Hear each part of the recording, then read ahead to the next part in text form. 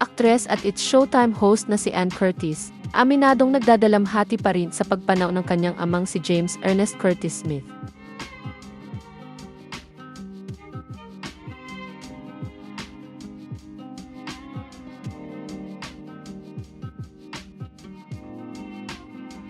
Naging bisita ang aktres na si Ann Curtis sa programang Fast Talk with Boy Abunda nitong Huwebes, February 5, 2026.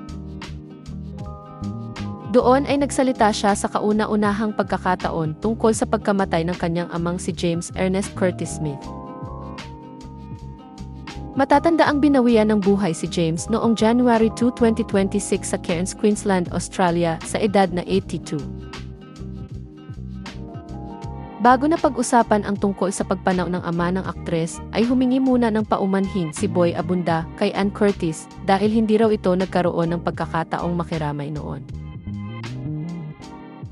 Sagot ni Ann kay Tito Boy, "Thank you so much and, in fact, to everyone that reached out to us, I'm sorry for I never got back right away. And you would know this, like, how hard that being in that bubble is that sometimes you don't read messages. You don't read your emails."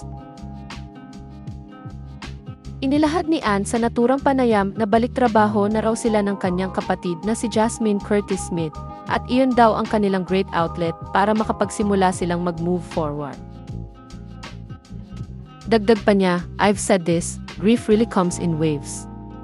Like, one day I am okay, and the next time, Dahlia will say, I miss Granddad, and then I'm just like a mess. Yeah, it comes in waves." Ikinuwento naman ng aktres ang reaksyon ng anak niyang si Dahlia nang masaksihan nito ang pagdadalamhati niya.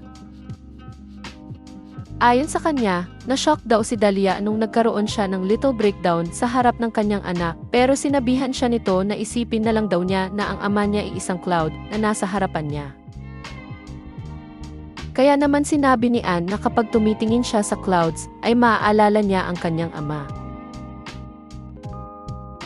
Anya, and you know, even Dahlia told me when I had my little breakdown in front of her, she was shocked but she said, "You know Mama, just think that Granddad is a cloud in front of you.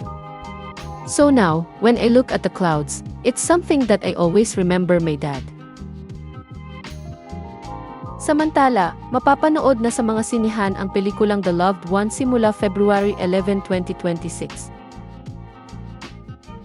Ang The Loved One ay ang Valentine's Day presentation ng Viva Films at reunion project nina Jericho Rosales at Ann Curtis.